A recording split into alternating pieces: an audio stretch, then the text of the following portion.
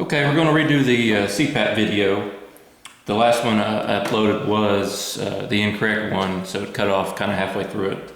But I still wanted to redo this and show you how to filter the CPAP circuit, as it does not have an expiratory filter like most of them do.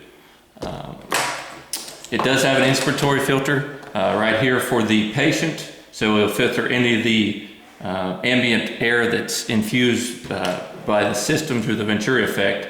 That's how it makes the CPAP pressure. So this is for the patient. What you'll need to do temporarily until we get the bacterial viral filters in is to remove the one off the BVM to filter the CPAP circuit. So you'll pull that one off, and it will go like so. If you want to do an inline neb with this system, you'll take your neb T-piece, place it in between the filter and the mask, like so.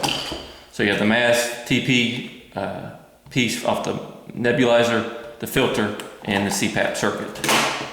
If you do not want to do a neb, you don't need to. It can go like so. This one comes with an inline neb system, but if you use this port as you would this way, anything you nebulize would be caught by the filter, so the patient wouldn't gain any benefit by doing this. So there's no way of doing that and doing it good with the neb circuit if you put it upstream of the filter. So like this. But one thing to remember that when the oxygen is not turned on to the nebulizer system, any expired air will come out of the oxygen port.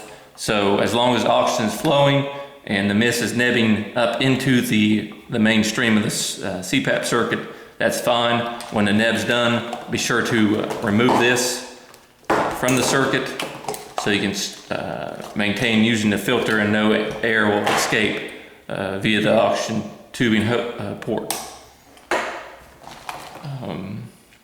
So after you do this, the vast majority of the air that the patient expires will be caught by the filter. You may get some leakage around the mask, so be aware of that. But you should be in the truck, and the negative pressure fan should be on. So hopefully most of those air that's expelled by the patient will leave via the vent fan. If you do remove this, always remember to put one onto the bag. We'll use this one because it fits better, and you'll just push it on like so. It's a snug fit. It's not exactly meant for this bag, but if you remove it, you always want to make sure you put a filter back onto the BVM.